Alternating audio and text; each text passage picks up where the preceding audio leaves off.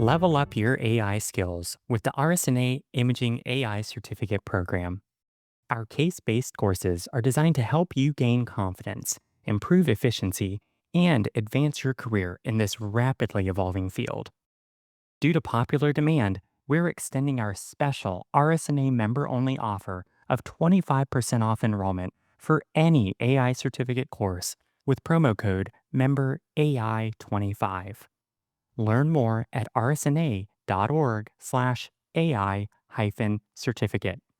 This special offer ends November 29th, so act now.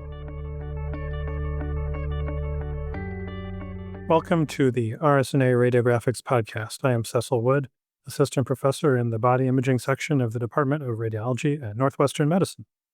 I am lead author of the recent article in RadioGraphics titled Internal Hernias After Roux-en-Y Gastric Bypass, Clues to a Challenging Diagnosis. Before we get started, I would like to acknowledge the vital contributions made by my co-authors Gene Horowitz, Linda Callahan, Shannon Fang, Ezra Teitelbaum, and Frank Miller. This paper really started as an effort to reduce the number of missed internal hernias after gastric bypass in our own section, and it underscores the importance of having an open relationship with your referring physicians and constantly reassessing your practice to look for opportunities for improvement.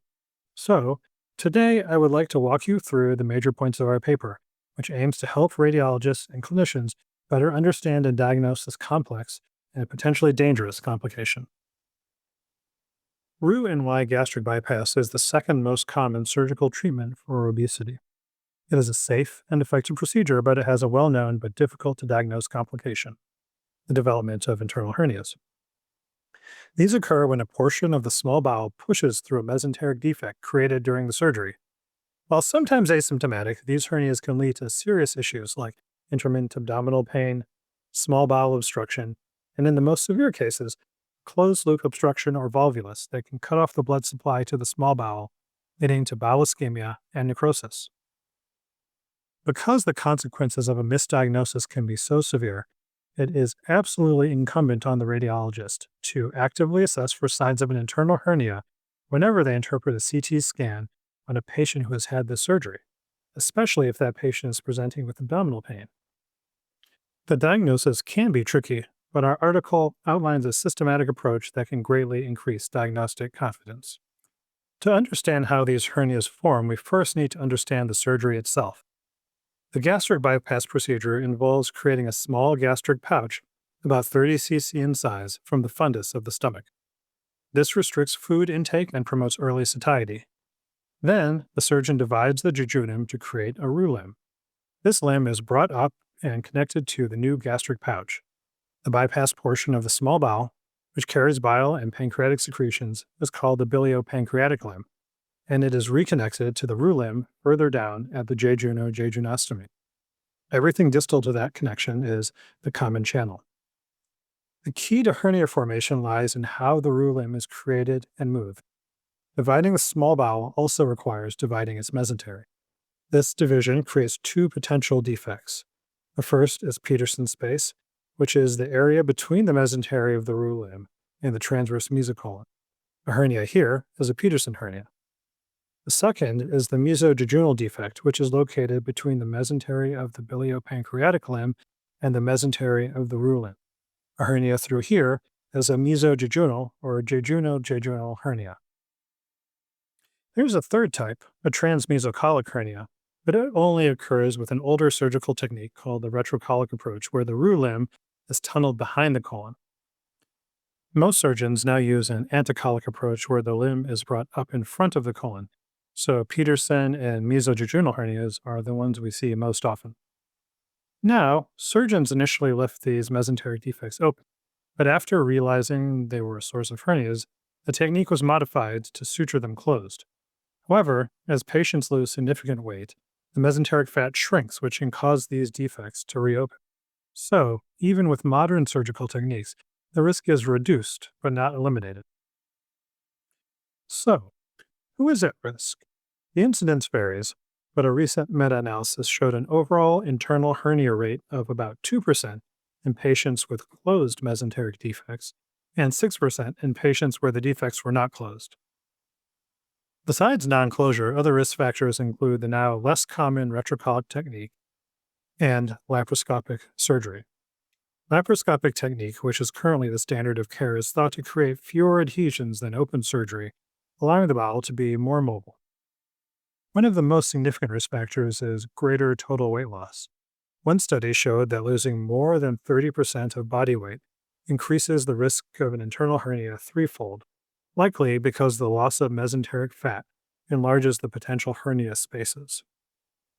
The clinical presentation is notoriously tricky. Patients can be completely asymptomatic or have symptoms ranging from vague colicky abdominal pain to severe pain from a bowel obstruction or even sepsis from necrotic bowel. The pain is often in the upper abdomen and it can be intermittent as the hernia may reduce on its own and then recur. This is why CT imaging is so crucial, as it's often the first and best opportunity to make the diagnosis. Studies have shown that CT has good sensitivity and specificity, around 82% and 85% respectively. However, the diagnosis can still be a challenge for radiologists due to the altered anatomy, the loss of fat planes between bowel loops after weight loss, and the difficulty of tracing non-distended bowel. This brings us to the core of our paper, the specific CT signs that can signal the presence of an internal hernia. It is important to remember that no single sign is pathognomonic or a definitive indicator on its own. However, when you see multiple signs, your confidence in the diagnosis should increase substantially. We group these signs into three categories: vascular, mesenteric, and small bowel signs. Let's start with the vascular signs, which are often the most reliable. The most well-known is the mesenteric swirl sign. This is caused by the twisting of the mesentery and its vessels as they are pulled through the hernia defect. It has high sensitivity and specificity. Even a small amount of swirl should raise your suspicion. Another key sign is superior mesenteric vein compression, also called SMV beaking. This is an abrupt narrowing of the SMV caused by compression from the herniated bowel and mesentery. It is easy to spot and has high sensitivity, high specificity, and almost perfect inter-observer agreement. A very powerful but specific sign for a Peterson hernia is the hooking intestine sign. This occurs when the vessels in the Roux limb mesentery pass over two or more herniated loops of bowel, forming a hook shape. One study showed this sign to have 100% sensitivity and specificity for Peterson hernias. Next are the mesenteric signs.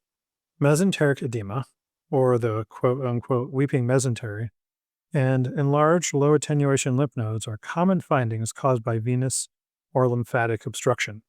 They have moderate sensitivity and high specificity. Other signs, like the mushroom sign, where the mesenteric root looks like the stalk of a mushroom with the vessels fanning out to form the cap, and the eye of the hurricane sign, are highly specific but not very sensitive, and they have low inter-observer agreement, meaning they can be difficult to assess consistently. Finally, there are the small bowel signs. The most obvious is a small bowel obstruction. About 60% of small bowel obstructions in gastric bypass patients are caused by an internal hernia. However, and this is a crucial teaching point, an internal hernia may be present even in the absence of a small bowel obstruction. So while the presence of an SBO is a specific sign, its absence does not rule out a hernia. Another very specific small bowel sign is a right-sided jejuno-jejunostomy. Normally, this anastomosis is in the left mid-abdomen. However, herniated bowel loops can push the bowel anastomosis over to the right side of the abdomen. This is a very specific sign, but it is not very sensitive as it is only seen in a minority of cases. Other small bowel signs include observing small bowel behind the superior mesenteric artery and clustered bowel loops where segments of small bowel appear grouped together. Both are specific signs but have limitations in sensitivity and inter-observer agreement.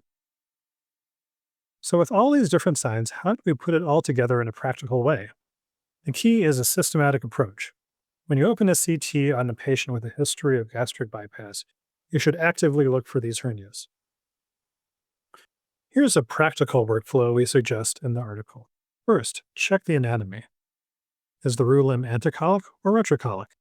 If it's retrocolic, look specifically for a transmesocolic hernia by checking for small bowel located above the transverse mesocolon. Next, evaluate the small bowel. Look for the hooking intestine sign to diagnose a Peterson hernia. Check for signs of an SBO. Note the location of the jejunal-jejunostomy. Is it displaced to the right? Look for any bowel behind the SMA or any abnormal clustering. And critically, look for any signs of ischemia like thickened or poorly enhancing bowel walls. Then move to the mesenteric vessels. Carefully look for the swirl sign or for any signs of compression or beaking of the SMV. Finally, assess the mesentery itself for edema or enlarged lymph nodes. Remember, studies have shown that using a combination of signs provides the highest accuracy.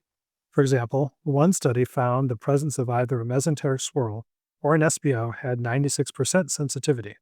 Another found that SMV compression combined with mesenteric edema offered the best diagnostic performance. In our clinical experience, when an internal hernia is present, you can usually find multiple signs if you look for them systematically.